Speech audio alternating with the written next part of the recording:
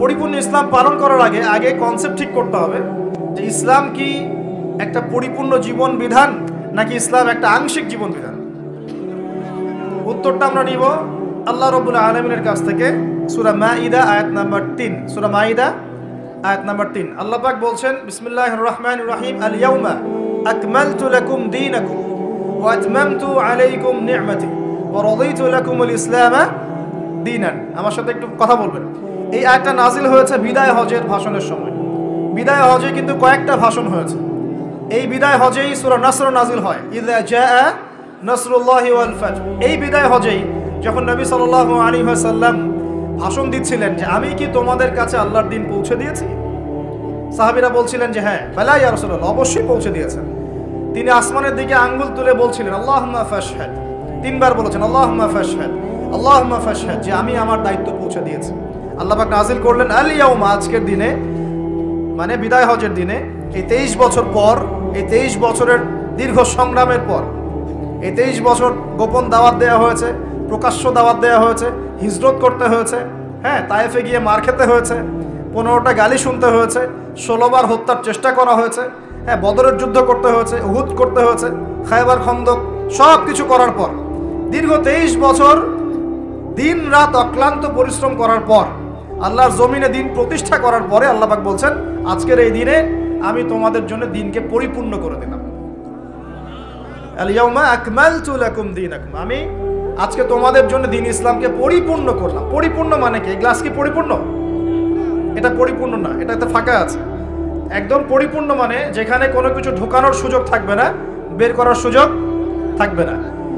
আমরা যারা সায়েন্স পড়েছি টুকটাক সবাই জানি, একটা গ্লাস যদি ফিল আপ করা হয় পানি দিয়ে, এখানে যদি আমি একটা ইটের বা পাথরের টুকরা ফেলে দেই, তাহলে ওই পাথর যে পরিমাণ জায়গা দখল করবে ততটুকু পরিমাণ পানি বের হয়ে যাবে কিনা? ওই কঠিন পদার্থটা স্থান দখল করবে না? ঠিক একইভাবে ইসলামের মধ্যে যদি নতুন কিছু ঢুকানো হয় তাহলে দেখা যাবে ইসলামে কিছু বের হয়ে চলে আসবে। ইসলামে কিছু নতুন ঢুকাবেন তাহলে মূল ভেজাল যেটা ঢুকাবেন ওই জায়গায় খাঁটি কিছু বের হয়ে চলে আসবে। বুঝতে পারছি?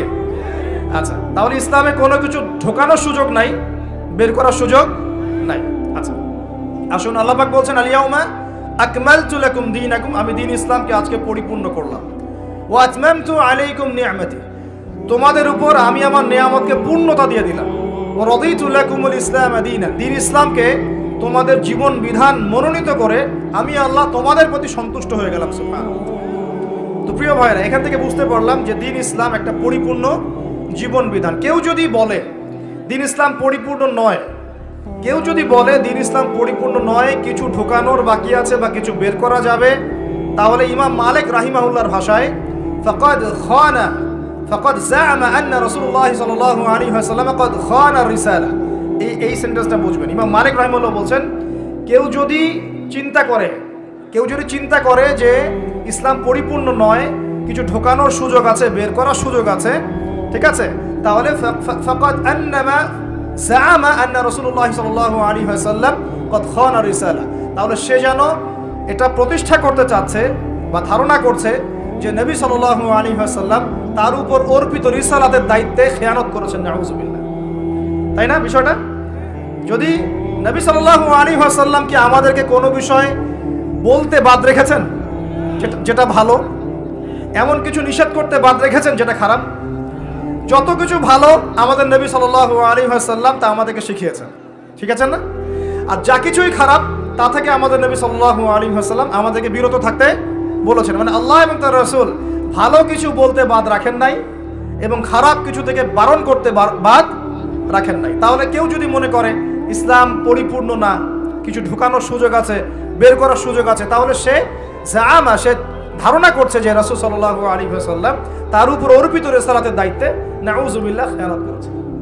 তাই হচ্ছে না প্রমাণ? এবং সে দাবি করতে চাচ্ছে যে সে ইসলাম নবীর চেয়ে, সাহাবীদের চেয়ে ভালো বোঝে, তারা যেটা করেন নাই সে সেটা করছে। তার মানে কি? সে ধারণা করছে যে আমি রাসূলের চাইতে, সাহাবীদের চাইতে দিন বেশি বুঝি, তাই না? রাসূলুল্লাহ সাল্লাল্লাহু আলাইহি ওয়াসাল্লাম 15ই শাবানে হালুয়া রুটি খেয়েছেন নাকি? এবং সবাইকে এটা খাওয়ার ট্রেডিশন তৈরি করে দিয়েছেন নাকি? রাসূলুল্লাহ সাল্লাল্লাহু আলাইহি ওয়াসাল্লাম তার নিজের জন্মদিন পালন করেছেন নাকি? সাহাবায়ে কেরাম রাদিয়াল্লাহু আনহুম কেউ কোনোদিন করেছে নাকি? এরকম অসংখ্য ঘটনা আছে, অসংখ্য, যেগুলো আমাদের সমাজে অহরহ চলছে কি চলছে না? তো যখন এগুলোতে আমরা আমল করতে শুরু করব, তার মানে আমি এটা প্রমাণ করতে চাচ্ছি যে আমি নবীর চাইতে, সাহাবীদের চাইতে দিন বেশি বুঝি না। এবং নবী সাল্লাল্লাহু আলাইহি ওয়াসাল্লাম দিন পরিপূর্ণ করে প্রতিষ্ঠা করে যান নাই, আমি একটু বেশি বুঝি, এখানে একটু ঢোকানোর সুযোগ আছে, বের করার সুযোগ আছে। মানে নবী খেয়ানত করেছেন, আমি আমানতদারিতার পরিচয় দিচ্ছি না। নাউজুবিল্লাহ। প্রিয় ভাইরা, এক নম্বরে শিখি আগে যে দিন পরিপূর্ণ, এখানে ঢোকানোর সুযোগ নাই, বের করার কোনো সুযোগ নাই। এখন মডারেশন শুরু হয়েছে, দি মডারেশন অফ ইসলাম, মানে ইসলামকে মডারেট করা হচ্ছে। মানে ইসলাম ঠিক আছে মানি, কিন্তু সুদটা একটু বেশি বাড়াবাড়ি মনে হয়, এটা বাদ দিলে হয় না, এরকম চিন্তা। ইসলাম মানি ঠিক আছে, কিন্তু পর্দার ক্ষেত্রে একটু শিথিলতা আনলে কি সমস্যা, এরকম মনে হয়। ইসলাম মানি ঠিক আছে, কিন্তু ইসলামের শরিয়া লজ, হাত কেটে ফেলা, আবার জেনা করলে বেত্রাঘাত করা, হ্যাঁ, ব্যভিচার করলে রজম করা, এগুলো তো এই যুগে চলে কিনা, মানে এরকম থিঙ্কিংস আমাদের মধ্যে আসছে কিনা, এখন ঢোকানো হচ্ছে কিনা এগুলা। ইসলাম মানি মডারেট করতে হবে। নামাজ পড়বো, কিন্তু হ্যাঁ মডারেট মুসলিম, আমি নামাজও পড়ি, আবার হিন্দু, বৌদ্ধ, খ্রিস্টান, অন্য ধর্মের এইগুলোর সাথে একাত্মতা পোষণ করি। হ্যাঁ, 4 ধর্ম মিলে একটা মানব ধর্ম বানাচ্ছি, ঠিক আছে। কেউ বলছে নবী সাল্লাল্লাহু আলাইহি ওয়াসাল্লাম নাকি শেষ নবী নন, আরো নবী আসতে পারে, নাউজুবিল্লাহ। কেউ বলছে যে ওলামায়ে কেরাম কিছুই বোঝে না, সে একাই সব বুঝে। হ্যাঁ, কেউ বলছে তাবলিগ জামাতের ইজতেমায় গেলে মানুষের ঈমান চলে যাবে, বলছে কি না একটা কথা, অনেক কথাই শুনছি আমরা এখন। কেউ বলছে লা ইলাহা ইল্লাল্লাহ কালিমা একবার পড়লেই হবে, আমলের কোনো প্রয়োজন নাই। আবার কেউ বলছে কবিরা গুনাহ করলেই সে কাফের হয়ে যায়, তাকে হত্যা করা যায়। আবার কেউ বলছে যে আলী রাদিয়াল্লাহু আনহুর মর্যাদা নবী সাল্লাল্লাহু আলাইহি ওয়াসাল্লামের চাইতেও বেশি, নাউজুবিল্লাহ। কেউ বলছে আরো নবী আসতে পারে, গোলাম আহমদ কাদিয়ানীও একজন, সে মাহদী, সেই ঈসা। কত মানুষ কত কথা বলছে। কেউ বলছে ভাগ্য বলতে কিছু নাই, মানুষ নিজেই তার ভাগ্যের নিয়ন্ত্রণ। কেউ বলছে ভাগ্যই সব, মানুষের কর্মের কোনো স্বাধীনতা নাই, চুরি করে মানুষ, এই কারণেই আল্লাহ লিখে রাখছেন তাই, নাউজুবিল্লাহ। এরকম অনেকেই। কেউ বলছে যে যুক্তি দিয়ে ইসলাম মানতে হবে, যুক্তি বিজ্ঞান দর্শন দিয়ে যে জ্ঞানটা পাবো এটাই জ্ঞান, আল্লাহ পাকের ওহীর জ্ঞান চূড়ান্ত নয়, যুক্তি বিজ্ঞান দর্শন দিয়ে যা আসবে সেটাই জ্ঞান। কত রকম মানে মডারেশন চলে আসছে আমাদের মধ্যে, এখন আসছে কি না? এখন প্রথমে আগে হজম করতে হবে ইসলামটা আল্লাহ পাক পরিপূর্ণ করেছেন কার মাধ্যমে? নবী সাল্লাল্লাহু আলাইহি ওয়াসাল্লামের মাধ্যমে। কিসের দ্বারা? কোরআনের দ্বারা এবং হাদিসের দ্বারা, কোরআন এবং সুন্নাহর দ্বারা। এরপর সাহাবায়ে কেরাম তার উপর আমল করে দেখিয়েছেন, তার পরের জেনারেশন আমল করে দেখিয়েছেন, 4 ইমামগণ আমল করে দেখিয়েছেন, মুহাদ্দিসিন কেরাম আমল করে দেখিয়েছেন, যত বরেণ্য উলামায়ে কেরাম প্রত্যেক যুগে যুগে তারাও কিন্তু আমল করে দেখিয়েছেন। পরবর্তী জেনারেশনের ক্ষেত্রে গিয়ে কিছু ইখতিলাফ এসেছে, ফিকহি মাসআলা ইখতিলাফ এসেছে। এই ইখতিলাফগুলো এখন পর্যন্ত আছে, এই ইখতিলাফগুলো থাকবে, কিন্তু এর কারণে আমরা কখনো বিভক্ত হয়ে যাব না ইনশাআল্লাহ। ইখতিলাফ থাকতে পারে, ফিকহি মাসআলা ইখতিলাফ থাকতে পারে, এর ফলশ্রুতিতে আমরা কখনো বিভক্ত হয়ে যাব না ইনশাআল্লাহ তাআলা। এবারে আসেন, আল্লাহ পাক বলছেন এই পরিপূর্ণ দিন বাদ দিয়ে অন্য দিন যদি কেউ তালাশ করে কবুল করা হবে কিনা, একটা বড় প্রশ্ন কিনা? উত্তর আল্লাহ পাক দিচ্ছেন একই সূরায় না, এটা আল্লাহ পাক দিচ্ছেন সূরা আলে ইমরানে গিয়ে 85 নম্বর আয়াতে। আল্লাহ পাক বলছেন ওয়া ইয়াবতাগি গায়রাল ইসলামি দীনান ফালা ইউকবাল মিন, কেউ যদি ইসলাম নামক এই পরিপূর্ণ জীবন ব্যবস্থাকে বাদ দিয়ে অন্য কোনো দিন তালাশ করে, অন্য কোনো কোড অফ লাইফ তালাশ করে, ফালা ইউকবাল মিন, তার কাছ থেকে কোনো ফরজ নফল কোনো আমলই কবুল করা হবে। আচ্ছা, তারপরে আল্লাহ পাক বলছেন ইন্না দীনা ইনদাল্লাহিল ইসলাম, এই সূরা 19 নম্বর আয়াতে আমার কাছে আল্লাহ পাক বলছেন নিশ্চয়ই আল্লাহর কাছে একমাত্র গ্রহণযোগ্য দ্বীনের নাম কি? ইসলাম। ইসলাম একমাত্র দ্বীন, সেটা আবার পরিপূর্ণ, এটা বাদ দিয়ে অন্য কোনো দিন তালাশ করলে কবুল হবে না। Concept clear? এবার সামনে যাই, পরিপূর্ণ মানে কি? পরিপূর্ণ অর্থটাকে এটাও তো বুঝতে হবে। পরিপূর্ণ মানে শর্ট করে বলি, আমাদের জীবনে 5টা থেকে 6টা ডিপার্টমেন্ট থাকে, একটু বোঝেন। একটা ডিপার্টমেন্ট হচ্ছে আমাদের ইবাদত বন্দেগীর ডিপার্টমেন্ট, মানে আমরা এখানে নামাজ পড়ি, রোজা রাখি, হজ জাকাত এগুলো করি, আমরা তাসবিহ তাহলিল জিকির আজগার এগুলো করি, ইবাদত বন্দেগী করি, আল্লাহর জিকির, তাসবিহ তাহলিল, দান সাদাকা, নামাজ রোজা, হজ জাকাত ইত্যাদি, এগুলো হচ্ছে আমাদের ইবাদত বন্দেগীর ডিপার্টমেন্ট 1 নাম্বার।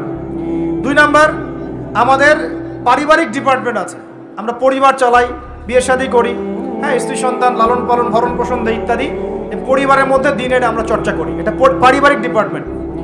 3 নাম্বার হচ্ছে সোশ্যাল, আমরা সামাজিক জীব, সমাজে আমরা একে অপরের সাথে মেলামেশা করি, সামাজিক বিষয়গুলো ডিল করি, এটা আমাদের সামাজিক জীবন।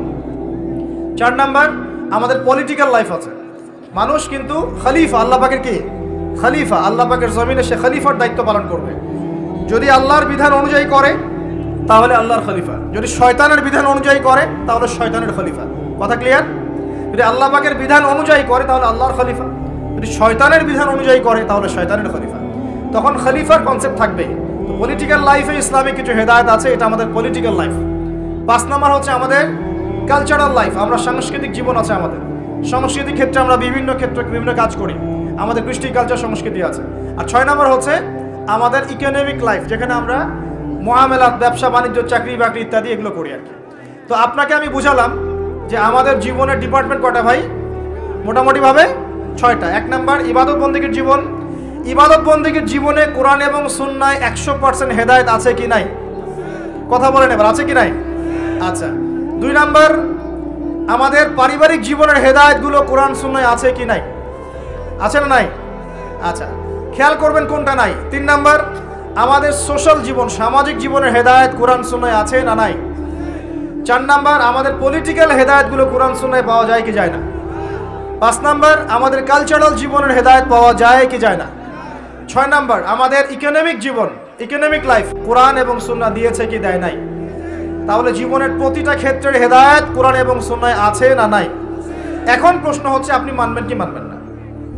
এখন প্রশ্ন হচ্ছে আপনি মানবেন কি মানবেন না? যদি মানেন দুনিয়াতে সফল, পরকালে জান্নাত। যদি না মানেন দুনিয়াতে পার পেয়ে যেতে পারেন, পরকালে জাহান্নাম। কথা পরিষ্কার?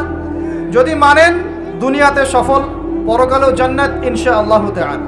যদি না মানেন দুনিয়ায় পার পেয়ে যেতে পারেন, পরকালে পার পাওয়া যাবে না। পরকাল দূরের কথা, কবরেও পার পাওয়া যাবে না। কবরে আল্লাহ রাব্বুল আলামিন প্রশ্ন করবেন, ফেরেশতাদেরকে দ্বারা প্রশ্ন করাবেন। কি প্রথমটা? মান রব্বুক, তোমার রবকে। দুনিয়াতে কেউ যদি আল্লাহর সাথে শিরক করে থাকে, সে কখনোই মান রব্বুক উত্তর দিতে পারবে না। দ্বিতীয় প্রশ্ন করা হবে মা দীনুক, এই দিন ইসলামকে যদি পরিপূর্ণরূপে কেউ গ্রহণ না করে, বিশ্বাস পোষণ না করে এবং আমলের চেষ্টা না করে, সে মা দীনুক উত্তর দিতে পারবে না। প্রশ্ন করা হবে মান হাযার রাজুল বুইসা ফীকুম, এই ব্যক্তিকে যাকে তোমাদের কাছে পাঠানো হয়েছে, সে যদি পৃথিবীতে দুনিয়ার জীবনে রাসূল সাল্লাল্লাহু আলাইহি ওয়াসাল্লামের সুন্নাহর উপর জীবন না করে বা করার চেষ্টা না করে, সে উত্তর দিতে পারবে না যে তিনি হচ্ছেন মুহাম্মদুর রাসূলুল্লাহ সাল্লাল্লাহু আলাইহি ওয়াসাল্লাম। তাহলে আমরা শিখতে পারলাম এই পর্যন্ত যে ইসলাম একটা পরিপূর্ণ জীবন ব্যবস্থা। পরিপূর্ণ মানে জীবনের প্রতিটা ডিপার্টমেন্টের হেদায়েত আছে। আর জীবনকে আমরা 6টা ভাগে ভাগ করলাম, দেখলাম যে কোরআন সুন্নাহয় হ্যাঁ প্রত্যেকটা বিষয়ের হেদায়েত আছে। আপনি ব্যক্তি জীবনের হেদায়েত চান, এই যে আয়াত, ইয়া আইয়ুহাল্লাযীনা আমানুত্তাকুল্লাহ হাক্কা তুকাতিহি ওয়া লা তামুতুন্না ইল্লা ওয়া আনতুম মুসলিমুন।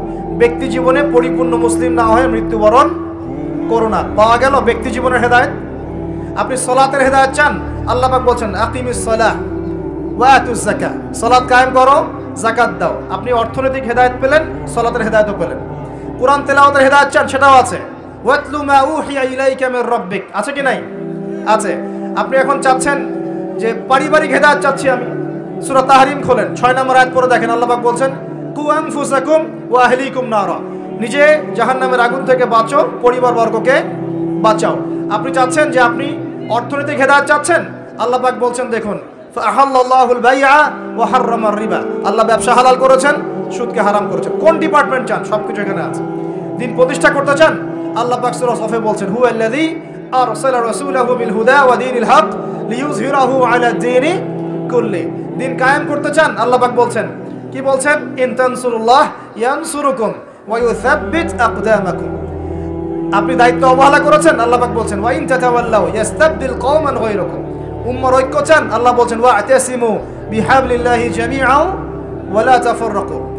একটা মানে আহলুস সুন্নাহ ওয়াল জামাআহ বা একটা নির্ভেজাল একটা দল চান দাওয়াতের জন্য, আল্লাহ বলছেন ওয়াল তাকুম মিনকুম উম্মাহ ইয়াদউনা ইলাল খায়র ওয়া ইয়া'মুরুনা বিল মা'রুফ ওয়া ইয়ানহাউনা আনিল মুনকার। শ্রেষ্ঠ জাতি হতে চান, আল্লাহ বলছেন কুনতুম খায়রা উম্মাহ উখরিজাত লিন-নাস তা'মুরুনা বিল মা'রুফ ওয়া তানহাউনা আনিল মুনকার। মানে বলতে থাকলে রাত চলে যাবে। এমন কোন ডিপার্টমেন্ট নাই যে ডিপার্টমেন্ট সম্পর্কে আল্লাহ পাক কোরআন এবং হাদিসে ব্যাখ্যা বিশ্লেষণ করেন নাই। আল্লাহ পাক সূরা কাহফের 54 নম্বর আয়াতে বলছেন যে ওয়ালাকাদ সাররাফনা ফি হাযাল কুরআন লিন-নাস মিন কুল্লি মাসাল, আমি মানব জাতির জন্য প্রতিটা বিষয় এই কোরআনে ব্যাখ্যা করেছি। এখন প্রশ্ন হচ্ছে আমি মানব কি মানব না। এখানে আপনার স্বতন্ত্র স্বাধীন ইচ্ছা শক্তি আছে। আল্লাহ পাক বলছেন লা ইকরাহা ফিদ্দিন, দিনে কোনো বাড়াবাড়ি নাই। ক্বাদ তাবায়্যানা রুশদু মিনাল গাই, এই যে স্পষ্ট হয়ে গেছে যেটা দীপ্তমান হেদায়েত এবং যেটা অন্ধকার, মানে যেটা আপনার ভ্রষ্টতা আর যেটা হেদায়েত স্পষ্ট হয়ে গেছে। আপনি চাইলে মানতে পারেন। ওই যে সূরা কাহফে আছে ওয়াকুলিল হাক্কু মির রাব্বিকুম, আয়াত নাম্বার 29, ফামান শাআ ফালইউমিন, যার ইচ্ছা হয় ঈমান নিয়ে আসুক, ওয়া মান শাআ ফালইয়াকফুর, যার ইচ্ছা হয় অস্বীকার করুক। ইন্না আ'তাদনা লিযালিমিনা নারান, আমি জালেমদের জন্য আগুন প্রস্তুত করেছি। ব্যাস এতটুকু। আল্লাহ বলছেন এই দুনিয়াটা কেন? আল্লাহ পাক বলছেন লিয়াবলুয়াকুম আইয়ুকুম আহসানু আমালা, আমি দেখতে চাই তোমাদের মধ্যে আমলে কে শ্রেষ্ঠ। মানে কোন ডিপার্টমেন্ট চান, যে কোনো ডিপার্টমেন্টের হেদায়েত কোরআন শুনে পাওয়া যাবে। এখন আমার প্রশ্ন হচ্ছে আপনি আমি মানবো কি না। আল্লাহ উত্তর দিচ্ছেন লা ইকরাহা ফিদ্দিন, দিনে কোনো বাড়াবাড়ি নাই। তুমি চাইলে মানো, না চাইলে মেনো না। আল্লাহ পাক আপনাকে ঘাড় ধরে একদম মসজিদে ঢোকাবেন না। ঢোকাবেন? আল্লাহ পাক আপনাকে ফোর্সফুলি যাকাত দেওয়াবেন না। আল্লাহ পাক আপনাকে ধরে বেঁধে একদম রমজানের রোজা রাখবেন না। আল্লাহ পাক আপনাকে দিন কায়েমের জন্য দাওয়াত এবং জিহাদের মেহনত জোর করে করাবেন না। কিছুই আল্লাহ পাক জোর করবেন না। আল্লাহ পাক শুধু স্পষ্ট করে দিয়েছেন কোনটা সত্য কোনটা মিথ্যা। এখন এইটাই পরীক্ষা আমাদের এই দুনিয়ায়। দুনিয়াটা হচ্ছে কি কারাগার না?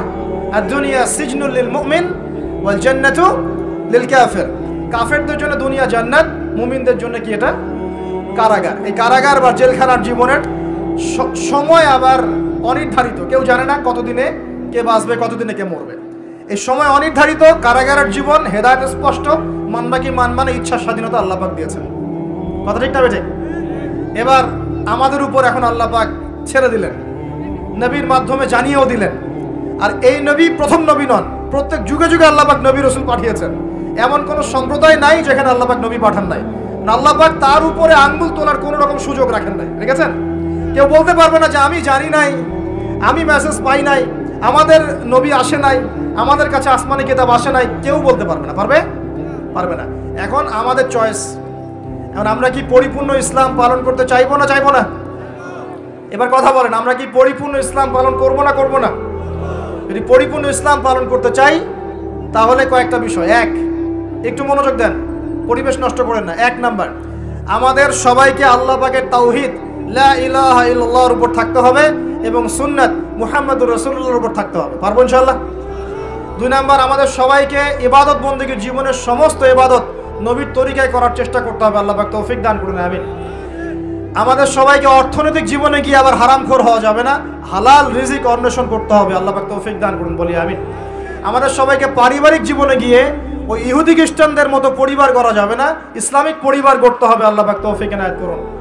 আমাদের সবাইকে এই সামাজিক জীবনে গিয়ে ইহুদি খ্রিস্টানদের মতো সংস্কৃতি এবং সমাজনীতি ফলো করা যাবে না, আল্লাহর দেয়া সংস্কৃতি এবং সমাজনীতি ফলো করতে হবে। আল্লাহ পাক তৌফিক দান করুন, বলি আমিন।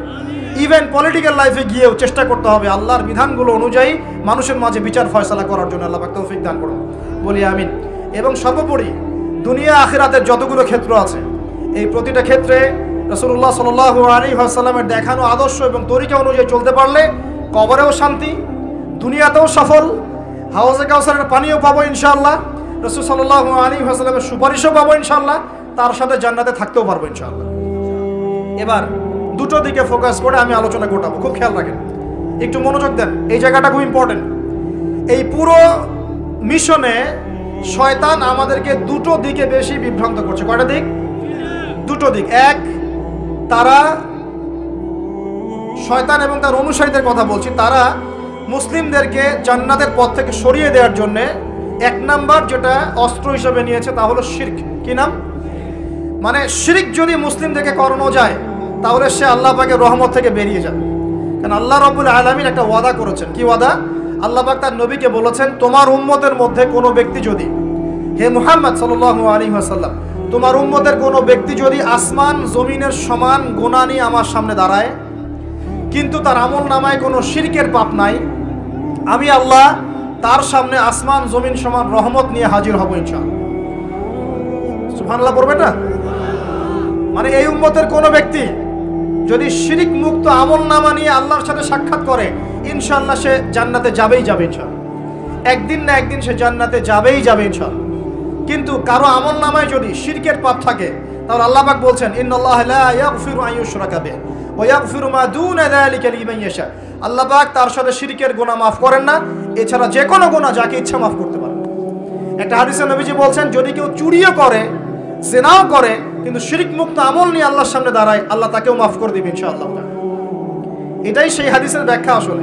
লা ইলাহা ইল্লাল্লাহ যে ব্যক্তি মন থেকে পড়েছে, কলবের মধ্যে সরিষা দানা পরিমাণ ঈমান আছে, মানে শিরকের পাপ করে নাই, ইনশাআল্লাহ তাআলা আল্লাহ পাক তাকে জান্নাত দিবেন একদিন না একদিন ইনশাআল্লাহ। আল্লাহ পাক তাকে বলে শাস্তি দিতে পারেন, মাফ করাতে পারেন, কিছু আযাব দিয়ে হলেও আল্লাহ পাক তাকে জান্নাতে দিবেন ইনশাআল্লাহ তাআলা। এখন প্রশ্ন হচ্ছে তাহলে সহিহ বুখারীর এই হাদিসটা কেমন?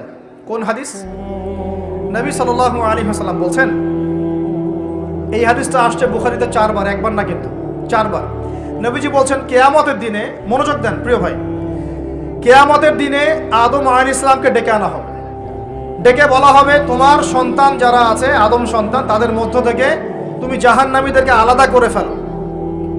আদম আলাইহিস সালাম বলবেন হে আল্লাহ কতজনকে আলাদা করব? আল্লাহ পাক বলবেন প্রতি 1000-এ 999 জনকে জাহান্নামের জন্য আলাদা করে দাও।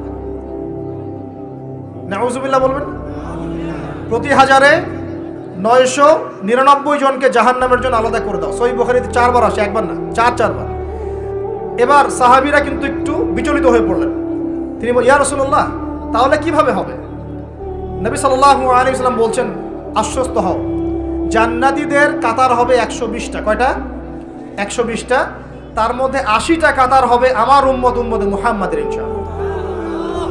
এবং এই হাদিসটাও শোনালেন যে যে ব্যক্তি এই উম্মতের মধ্যে আল্লাহর সাথে শিরক না করে মারা যাবে, আল্লাহ পাক তাকে মাফ করে দেবেন ইনশাআল্লাহ।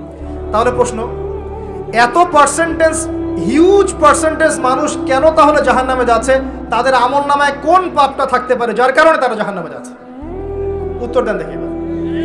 আল্লাহ পাক কিন্তু বলে দিয়েছেন আল্লাহ পাক শিরক ছাড়া যে কোনো গুনাহ যাকে ইচ্ছা মাফ করতে পারেন। তাহলে এত বেশি মানুষ কেন জাহান্নামে যাচ্ছে? উত্তর, তাদের আমল নামায় কোন পাপ থাকতে পারে?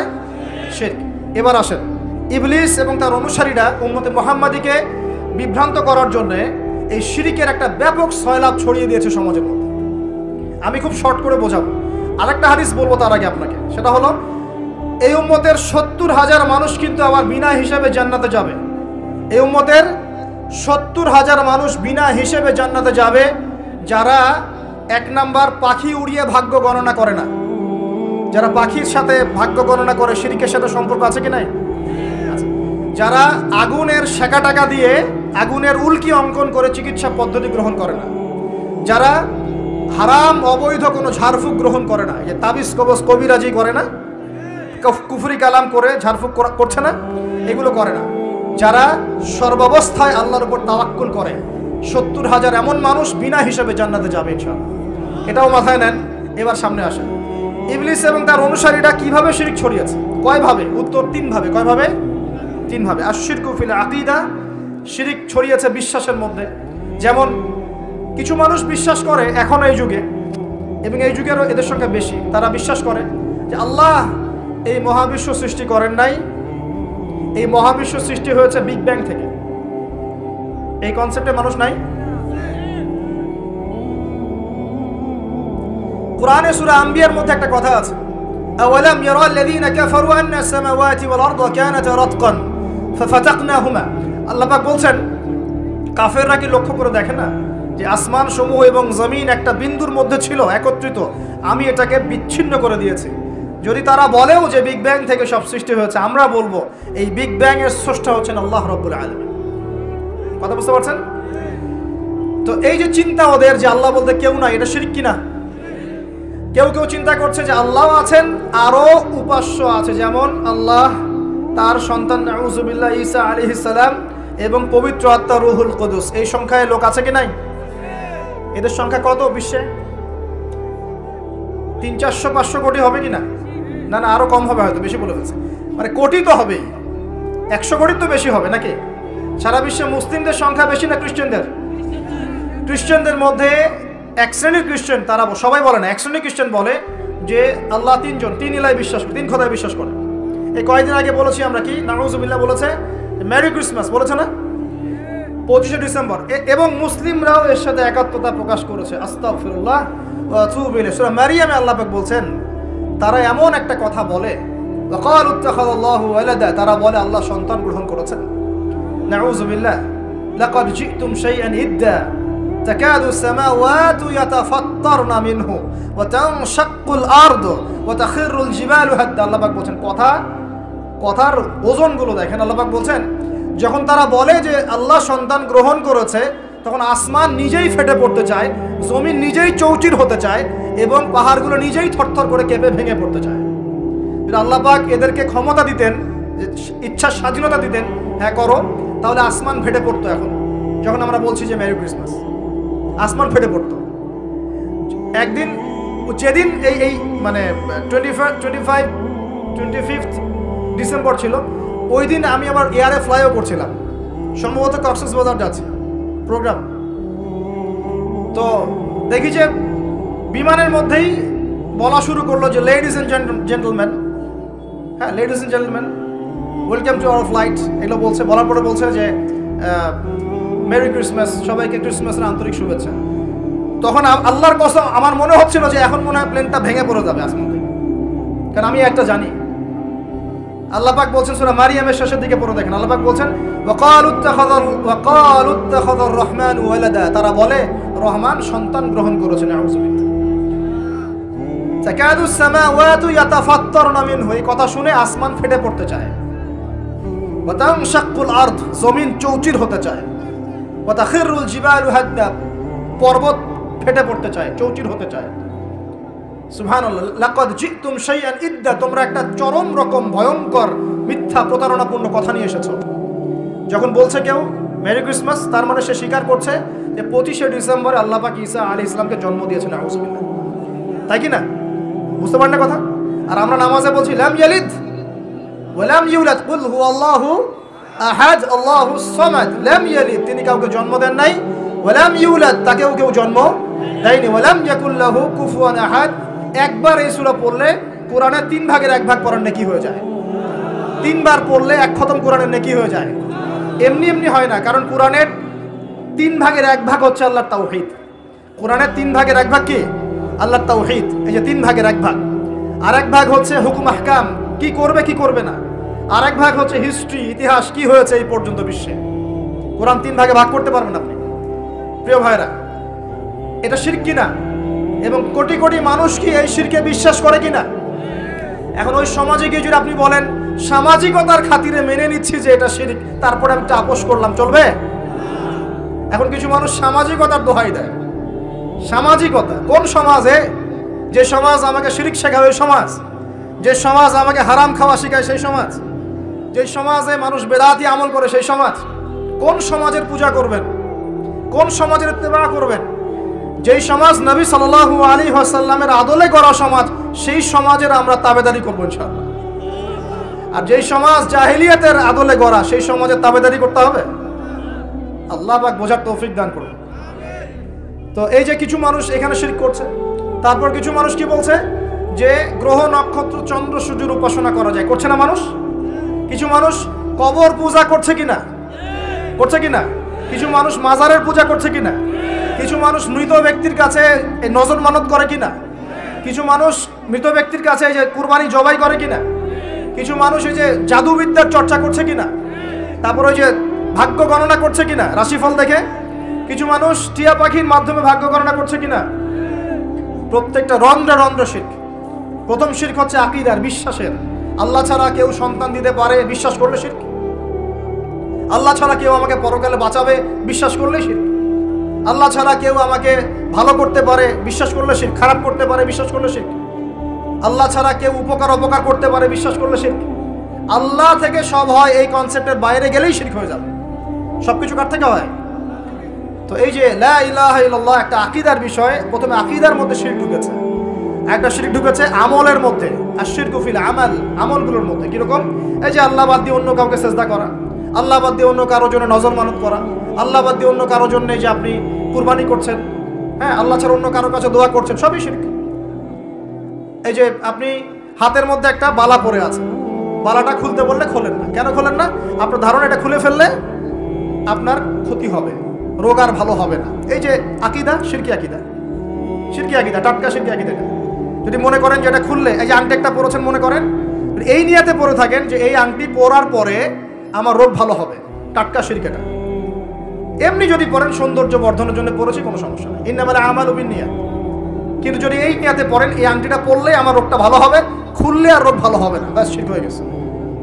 তারপরে বিয়ে হচ্ছে না, তাবিজ করতেছে, তাবিজ করলে বিয়ে হবে, শিরক হয়ে গেল। আবার একজন একজনকে ভালোবাসে, অবৈধ ভালোবাসা, বৈধটা না অবৈধটা। এখন তার আবার বিয়ে ঠিক হয়েছে এক জায়গায়, এই বিয়ে সে ভাঙাবে, কবিরাজের কাছে গিয়ে বিয়ে ভাঙানি করতেছে, চালাচালি করতেছে, নকশা আঁকতেছে, করে না? স্বামী স্ত্রীর কথা শোনে না, স্ত্রী চলে গেছে কবিরাজের কাছে, গিয়ে বলছে আমার স্বামী আমার কথা শোনে না, তাবিজ করবো, তাবিজ দেন। স্বামী ঘুমায়, বালিশের নিচে দেখে তাবিজ। আছেন এরকম কুফরি কালাম? সবই সে। কেউ জাদুবিদ্যার চর্চা করতেছে মানুষ এখন। এবং বিশ্বাস করেন, আমি একটা নিউজ দিই আপনাদেরকে, এখন বিশ্বের একটা অংশের মানুষ সত্যি সত্যি ব্ল্যাক ম্যাজিক বা কালো জাদু করে। ব্ল্যাক ম্যাজিক বা কালো জাদুর চর্চা হচ্ছে, আবার নতুন করে বিশ্বে কালো জাদুর চর্চা হচ্ছে। এবং এর সাথে কিন্তু জিউসরা সম্পৃক্ত আছে। কারা সম্পৃক্ত? ওই যে যারা প্যালেস্টাইন কেড়ে নিয়েছে ওরাও সম্পৃক্ত আছে। তো খেয়াল রাখতে হবে এগুলো থেকে বাঁচার জন্য কি করব? বাঁচার জন্য প্রতিদিন 5 ওয়াক্ত নামাজ, পবিত্র অবস্থায় থাকার চেষ্টা করা, সকাল সন্ধ্যার মাসনুন দোয়া কালামগুলো পড়বেন হিসনুল মুসলিম বই থেকে। আর এই যে আপনার কোরআন তেলাওয়াত, ডেইলি একটু করে কোরআন তেলাওয়াত করলে ইনশাল্লাহ এই ধরনের চোখ লাগা, বদনজর, জাদুটোনা সব কিছু পরাজিত হয়ে যাবে ইনশাআল্লাহ তাআলা। বহু মানুষ জিনের উপাসনা শুরু করেছে, হ্যাঁ, জিন তাবে করছে, জিনকে দিয়ে কাজ করাচ্ছে। এগুলো তো সায়েন্স বিশ্বাস করে না, করে? জিন জাতির অস্তিত্ব আছে কি নাই? ওমা খলাকতুল জিন্না ওয়াল ইনসা, আল্লাহ পাক বলছেন ওমা খলাকতুল জিন্না ওয়াল ইনসা, আমি জিন আর মানুষকে সৃষ্টি করেছি কি জন্য? ইল্লা লিয়াবুদুন, আমার ইবাদত করার জন্য। আমাদের সবার সাথেই একটা করে শয়তান জিন আছে, আছে না নাই? আছে। বাথরুমে যান না, বাথরুমে যাওয়ার সময় কি দোয়া পড়েন? আল্লাহুম্মা ইন্নী আউযু বিকা মিনাল খুবসি ওয়াল খুবসি আর খাবাইস, মানে কি? খুবসি আর খাবাইস মানে কি? দুষ্ট, নোংরা জিন, শয়তান। তো সুলাইমান আলাইহিস সালামের যুগ থেকে জাদুবিদ্যার চর্চা চলে আসছে, এবং আমাদের নবী মুহাম্মদ সাল্লাল্লাহু আলাইহি ওয়াসাল্লামকেও কিন্তু জাদু করা হয়েছিল, জানেন এটা? আমাদের নবী সাল্লাল্লাহু আলাইহি ওয়াসাল্লামের মাথার চুল মোবারককে নিয়ে জাদু করেছিল এক ইহুদি মহিলা, ঠিক আছে? এই জাদুর অস্তিত্ব ছিল একটা কূপের নিচে। আলী রাদিয়াল্লাহু আনহু গিয়ে সেটাকে খুঁজে বের করেন, রাসূল সাল্লাল্লাহু আলাইহি ওয়াসাল্লামের সামনে ওটা ধ্বংস করে দেওয়া হয়। এরপরে এই সময় নাজিল হয় কুল আউযু বিরাব্বিল ফালাক মিন শাররি মা খালাক ওয়া মিন শাররি গাসিকিন ইযা ওয়াকাব ওয়া মিন শাররিন নাফাসাতি ফিল উকাদ। এটা হচ্ছে জাদুর আয়াত। ওয়া মিন শাররিন নাফাসাতি ফিল উকাদ ওয়া মিন শাররি হাসিদিন ইযা হাসাদ। এবার নাজিল হয় কুল আউযু বিরাব্বিন নাস মালিকিন নাস ইলাহিন নাস মিন শাররিল ওয়াসওয়াসিল খান্নাস আল্লাযী ইউওয়াসওয়িসু ফি সুদুরিন নাস মিনাল জিন্নাতি ওয়ান নাস। এই সূরা দুটো নাজিল হয় এই ঘটনার প্রেক্ষিতেই। আমরা তো শানে নজুল অনেকে জানি না। তো এইগুলো এখন শিরকি আকীদা আমাদের সমাজে চলছে। আবার একটা কি, কথার মধ্যে শিরক চলছে। কথা আমরা বলছি আমরাই সমস্ত ক্ষমতার অধিকারী, বলছে কি না? এরকম কথা শোনা যায় না? আর তাবারাকাল্লাযী বিয়াদিহিল মুলক মানে কি? বরকতময় সেই সত্তা যার হাতে সমস্ত ক্ষমতা, রাজত্ব। তাবারাকাল্লাযী বিয়াদিহিল মুলক, তিনি বরকতময় সত্তা যার হাতে সমস্ত ক্ষমতা। আমরা বলি লা হাওলা ওয়ালা কুওয়াতা ইল্লা বিল্লাহ, কোনো শক্তি সামর্থ্য নাই কে ছাড়া? আল্লাহ ছাড়া। আর আমরা এদিকে বলছি সমস্ত ক্ষমতা আমাদের হাতে। এটা কি শিরক হচ্ছে না? শিরক হচ্ছে। আমরা বলি, অনেক সময় বলে ফেলি, ভাই কেমন আছেন? হ্যাঁ ভাই, আপনার দোয়ায় ভালো আছে। আপনি কি আমার দোয়ায় ভালো আছেন? আপনাকে বলতে হবে যে আলহামদুলিল্লাহ, আল্লাহর ইচ্ছায় অতঃপর আপনার দোয়ায় ভালো আছে। কথা খুব সাবধানে। আলহামদুলিল্লাহ, আল্লাহর ইচ্ছায় এবং অতঃপর আপনার দোয়ায় ভালো আছে। অতঃপর বলতে হবে, অতঃপর, এবং না, অতঃপর। বলছে মা কেমন আছে? ভালো আছে, ডাক্তার ভালো ছিল, না হলে মাকে বাঁচানো যেত না, ব্যাস শিরক হয়ে গেল। বলছে নৌকাটা ডুবে যাচ্ছিল, মাঝি ভালো ছিল, না হলে নৌকা ডুবে যেত। ড্রাইভারটা ভালো ছিল, না হলে রাস্তায় নির্ঘাত অ্যাক্সিডেন্ট হতো। এইটা কথা আমরা চলতে ফিরতে শিরক করতেছি। এই যে ছেলেরা বল তোমাকে ছাড়া বাঁচবো না, বেঁচে থাকে কি হবে আপনার? যদি একটা মেয়ের জন্য জীবন দিয়ে দেন, তাহলে আল্লাহর জমিনে আপনি আল্লাহর জন্য কি করবেন? তো এই যে অনেক গানও আছে, দেখবেন অনেক গানের লিরিক্সগুলো, ম্যাক্সিমাম গানের লিরিক্সের মধ্যে দেখবেন শিরকি কথা আছে। খেয়াল করে দেখবেন, ম্যাক্সিমাম গানের লিরিক্সের মধ্যে শিরকি কথা আছে, কিন্তু আপনারা একটু খেয়াল করে দেখবেন অনেক গানের লিরিক্স আছে এগুলো কিন্তু শিরকি কথা, আল্লাহর সাথে দ্রোহিতা হচ্ছে কি না? তো এই কথায় তিনটা ক্ষেত্র বললাম, কথায়, কাজে এবং চিন্তায়, এই তিনটা ক্ষেত্রে মুসলিম সমাজের মধ্যে এখন শিরক বিরাজ করছে। এটা আমাদের উম্মতের সবচেয়ে বড় সমস্যা এখন। আল্লাহ পাক আমাদের সবাইকে শিরক মুক্ত আমল করার তৌফিক এনায়েত করুন, সকলে বলে আমিন। তাহলে কি করতে হবে? আমি কয়েকটা বই পড়ার পরামর্শ দিচ্ছি।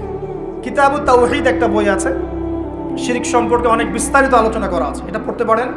তারপরে কোরআন সুন্নাহর আলোকে ইসলামী আকীদা একটা বই আছে, এটা পড়তে পারেন। আকীদা তাহাভিয়াটা পড়তে পারেন। আর শিরক সম্পর্কে আরও অনেক বইপত্র বাজারে বের হয়েছে, শিরক কী ও কেন ইত্যাদি টাইপের, এগুলো পড়লে আপনি শিরকের ধারণা পাবেন ইনশাআল্লাহ তাআলা। আল্লাহ পাক আমাদের সবাইকে শিরক মুক্ত আমল করার তৌফিক এনায়েত করুন, সকলেই বলি আমিন। আর একটা কথা বলি শিরক সম্পর্কে, সেটা হলো আধুনিক সময়ে কিন্তু নতুন একটা শিরক চালু হয়েছে, এটা শুনে রাখেন। সেটা কি? আল্লাহর যত হালাল আছে এগুলোকে মানুষ হারাম করছে দিন দিন, আর আল্লাহ পাকের হারামগুলোকে হালাল করছে দিন দিন। এটা কিন্তু একটা শিরকি আকীদা, এটাও কিন্তু শিরক, জানেন? ইত্তাখাযু আহবারহুম ওয়া রুহবানাহুম আরবাবা মিন দুনিল্লাহ, তারা ধর্মনেতা এবং সমাজ নেতাদেরকে রবের আসনে বসিয়েছিল। এখন আলী ইবনে হাতেম তিনি বলছেন রাদিয়াল্লাহু আনহু যে আমরা তো আমাদের ধর্মনেতা বা সামাজিক নেতাদের তো পূজা করি না। তখন নবী সাল্লাল্লাহু আলাইহি ওয়াসাল্লাম বলছেন তারা কি আল্লাহর হালালকে হারাম করে দেয় না? তোমরা কি তা মেনে নাও না? আবার তারা কি আল্লাহর হারামকে হালাল করে ফেলে না? তোমরা কি তা মেনে নাও না? তখন তিনি বলছেন বালা ইয়া রাসূলুল্লাহ, এটা তো আমরা করি। তখন নবী সাল্লাল্লাহু আলাইহি ওয়াসাল্লাম বলছেন তিলকা ইবাদাতুহুম, এটাই তো ওদের ইবাদত করা। কেউ যদি আল্লাহর হালালকে হারাম করে আর আমরা তা মেনে নেই, আমরা ওদের ইবাদত করছি। কেউ যদি আল্লাহর হারামকে হালাল করে নেয়, হালালকে হারাম করে নেয়, আমরা তার কথা মেনে নেই, তাহলে আমরা তার ইবাদত করছি। আল্লাহ পাক আমাদেরকে এই ধরনের শিরক থেকে বাঁচার তৌফিক দান করুন। আর একটা সমস্যা বলে শেষ করছি, উম্মার মানে দুর্দশার অন্যতম একটা কারণ, সেটা হলো বেদাত। এটুক বলে একটু বসেন, 10 মিনিট সময় নেব, এটা একটা ইম্পর্টেন্ট টপিক, এটা একটু বুঝতে হবে, খুব ইম্পর্টেন্ট। এই কারণে উম্মার মধ্যে অনেক ফাসাদ সৃষ্টি হয়েছে, ফিতনা সৃষ্টি হয়েছে, এবং মানুষ নবীর সুন্নত থেকে মুখ ফিরিয়ে এখন সব বেদাতি আমল করা শুরু করেছে। আর এই বেদাতগুলোকে মানুষ সামাজিকতা বলে চালিয়ে দেওয়ার চেষ্টা করছে। খুব খেয়াল রাখবেন, নবী সাল্লাল্লাহু আলাইহি ওয়াসাল্লামের সুন্নাহ মানে আল্লাহ পাক কোরআন নাজিল করেছেন, তার রাসূলের হাদিস আছে আমাদের সামনে, কোরআন এবং হাদিস নবী যেভাবে আমল করেছেন আমরা সেভাবে আমল করি, এর নাম সুন্নাহ। সাহাবায়ে কেরাম রাদিয়াল্লাহু আনহুম যেভাবে করেছেন আমরা সেটা করি, এর নাম সুন্নাহ। মানে নবী সাল্লাল্লাহু আলাইহি ওয়াসাল্লাম বলছেন মাই ইয়াইশ মিনকুম বা'দি, তোমাদের মধ্যে আমার পরে যারা বেঁচে থাকবে, ফাসায়ারা ইখতিলাফান কাসীরা, তোমাদের মধ্যে যারা বেঁচে থাকবে আমার পর তারা দেখবে অনেক ইখতিলাফ চলছে সমাজের মধ্যে। তো আলাইকুম বিসুন্নতি ওয়া সুন্নতি খুলাফায়ে রাশিদিন মাহদিন মিন বা'দি, তখন তোমাদের কাজ হবে আমার সুন্নতকে আঁকড়ে ধরে থাকা এবং আমার হেদায়েতপ্রাপ্ত খুলাফায়ে রাশিদা সাহাবায়ে কেরাম তাদের সুন্নতকে আঁকড়ে ধরে থাকা। এই সুন্নতের বাইরে যে কোনো কাজ, যে কোনো আকীদা, যে কোনো মতবাদ, এগুলো সবই বেদাত বলে গণ্য হবে। আল্লাহ পাক আমাদেরকে বোঝার তৌফিক দান করুন। যেমন তাওহীদে থাকতে হবে, শিরক করা যাবে না, ঠিক তেমনি সুন্নতে থাকতে হবে, বেদাত করা যাবে না। সুন্নত কেমন? নবী সাল্লাল্লাহু আলাইহি ওয়াসাল্লাম ঘুমিয়েছেন যেভাবে, সেইভাবে ঘুমাবো সুন্নত। নবীজি ঘুমিয়েছেন, ঘুমানোর আগে ওযু করেছেন, ডান দিকে কাত হয়েছেন, আল্লাহুম্মা বিইসমিকা আমুতু ওয়া আহইয়া বলেছেন, সূরা মুলক তেলাওয়াত করেছেন, পারলে আপনি করবেন, আয়াতুল কুরসি পড়েছেন, সূরা বাকারার শেষের 3টা আয়াত পড়েছেন, হ্যাঁ 33 বার সুবহানাল্লাহ, 33 বার আলহামদুলিল্লাহ, 34 বার আল্লাহু আকবার পড়েছেন, ঘুমিয়ে গেছেন। এখন যদি নবীর সুন্নাহ মতো ঘুমাই, এই ঘুমটাও নেকির কাজ হবে ইনশাআল্লাহ। এখন যদি ঘুমানোর নতুন কোনো তরিকা আমি বের করি, তাহলে নবীর সুন্নতের বাইরে বেদাত হয়ে যাবে। বেদাত শব্দের অর্থ হচ্ছে নতুন আবিষ্কার। একটু মনোযোগ দেন প্লিজ, একটু বসেন, এইটুকু শেষ করে দিচ্ছি। বেদাত শব্দের অর্থ হচ্ছে নতুন আবিষ্কার। সুন্নাহ মানে যেমন আদর্শ, রীতি, আল্লাহ পাকেরও সুন্নত আছে, নবী সাল্লাল্লাহু আলাইহি ওয়াসাল্লামেরও সুন্নত আছে, আমরা তার সুন্নত মেনে জীবন করবো ইনশাআল্লাহ। আল্লাহ পাক তৌফিক দান করুন। ঠিক তাওহীদের বিপরীত যেমন শিরক থাকে, সুন্নতের বিপরীত থাকে কি? বেদাত, মানে নতুন আবিষ্কার। এটাকে দুই ভাগে ভাগ করা যায়, খেয়াল করে একটু আমার দিকে। কয় ভাগে ভাগ করা যায়? দুই ভাগ। একটা হচ্ছে দুনিয়াবি ক্ষেত্রে নতুন আবিষ্কার, একটা দিনের ক্ষেত্রে নতুন আবিষ্কার। দুনিয়াবি ক্ষেত্রে মানে কি? এই যে মোবাইল ফোন আপনার হাতে আছে, এই মোবাইল ফোন কি রাসূলের যুগে ছিল? সাহাবীদের যুগে ছিল? এই যে লাইটিং করেছি, নবীর যুগে এরকম লাইট ছিল? মাইকে কথা বলছি, নবীর যুগে মাইক ছিল। এরোপ্লেন, আমরা এয়ারক্রাফটে সফর করছি, নবীর যুগে এয়ারক্রাফট ছিল। খেয়াল করে দেখেন, আমরা যখন বাহনে উঠছি, আমরা বাহনে উঠে দোয়া পড়ছি, আল্লাহু আকবার আল্লাহু আকবার আল্লাহু আকবার, সুবহানাল্লাযী সাখখারা লানা হাযা ওয়া মা কুন্না লাহু মুকরিনিন ওয়া ইন্না ইলা রাব্বিনা লামুনকালিবুন। এই দোয়া বদলে গেছে না যায় নাই? দোয়াটা কি বদলেছে? এই দোয়াটা নবী সাল্লাল্লাহু আলাইহি ওয়াসাল্লাম গাধার পিঠে উঠে পড়েছেন, ঘোড়ার পিঠে উঠে পড়েছেন, ওই সময়কার সমসাময়িক বাহনের পিঠে উঠে পড়েছেন। আমরা এ যুগের সমসাময়িক বাহনের পিঠে উঠে একই দোয়া পড়ছি। দোয়া কি চেঞ্জ হয়েছে না বাহন চেঞ্জ হয়েছে? এই যে বাহন যে পরিবর্তন হয়েছে, এটা টেকনোলজি না, প্রযুক্তি টেকনোলজি। এটা হচ্ছে দুনিয়ার ক্ষেত্রে বেদাত, যেটা সম্পূর্ণ জায়েজ। কথা বুঝতে পারছেন? এটা সম্পূর্ণ জায়েজ যতক্ষণ পর্যন্ত না স্পষ্ট কোনো দলিল পাওয়া যাচ্ছে এটার এগেইনস্টে। কেমন? নবী সাল্লাল্লাহু আলাইহি ওয়াসাল্লাম বলছেন, মান আহদাথা ফি আমরিনা হাযা, সহিহ মুসলিম হাদিস নাম্বার 1718। নবীজি বলছেন, মান আহদাথা ফি আমরিনা হাযা মা লাইসা মিনহু ফাহুয়া রাদ। কোন ব্যক্তি যদি এই দিন ইসলামের মধ্যে এমন কোন আমল চালু করে যে আমলের সমর্থনে আমাদের পক্ষ থেকে কোনো প্রমাণ নাই, সেটাই রাদ বা প্রত্যাখ্যাত, সেটা বাতিল। নবী সাল্লাল্লাহু আলাইহি ওয়াসাল্লাম অন্য হাদিসে বলছেন, মান আহদাথা ফি আমরিনা হাযা মা লাইসা মিনহু ফাহুয়া রাদ মান আমিলা আমালান লাইসা আলাইহি আমরুনা ফাহুয়া রাদ। দিনের ক্ষেত্রে যদি আমরা এমন কোনো আমল করি নেকির আশায়, সওয়াবের আশায়, যেটা রাসূল করেন নাই, সাহাবীরা করেন নাই এবং তাবেঈন ইমামগণ সবার থেকে প্রমাণিত না, এই কাজটা যদি সওয়াবের আশায় করতে যাই যার পক্ষে কোনো দলিল পাওয়া যায় না, সেটাকেই বাতিল প্রত্যাখ্যাত বেদাত বলা হয়। কথা বুঝতে পারছেন কিনা? উদাহরণ দিলে এবার ক্লিয়ার হবে। কয়েকটা ভাবে হতে পারে। যেমন এক নাম্বার ধরন কেমন? মনে করেন যে আপনি হালুয়া রুটি সেমাই খাবেন, খুব ভালো কথা। হালুয়া রুটি সেমাই খাওয়া কি জায়েজ না জায়েজ? এই খাবারটা হালাল না হারাম? হালাল। আপনি এখনও খেতে পারেন, আপনি সকালেও খেতে পারেন, আপনি দুপুরেও খেতে পারেন, যখন ইচ্ছা তখন খেতে পারেন। কিন্তু যদি আপনি কোনো দিবসকে কেন্দ্র করে এরকম একটা সংস্কৃতি চালু করেন যে আজকে 15ই শাবান আমরা সবাই এখন হালুয়া রুটি খাবো, এই যে একটা দিনকে কেন্দ্র করে আপনি একটা নতুন কাজ শুরু করলেন, এই কাজটাকে আমরা বেদাত বলে ফেলছি। মনে করেন আপনি দরুদ পড়বেন, খুব ভালো কথা, দরুদ ভালো জিনিস, দরুদ পড়লে নেকি হয়। কিন্তু দরুদ পড়লে নেকি হয়, রাসূলের জীবনী চর্চা করলে নেকি হয়, তাকে সালাম দিলে নেকি হয়, সব ঠিক আছে। কিন্তু এখন যদি আপনি নবীর জন্ম দিবসটাকে কেন্দ্র করে এই কাজগুলোকে ঘটা করে করার চেষ্টা করেন, যেটা নবীজি করেন নাই, সাহাবীরা করেন নাই, এটা হলো ধরনগত বেদাত। কথা বুঝতে পারছেন কিনা?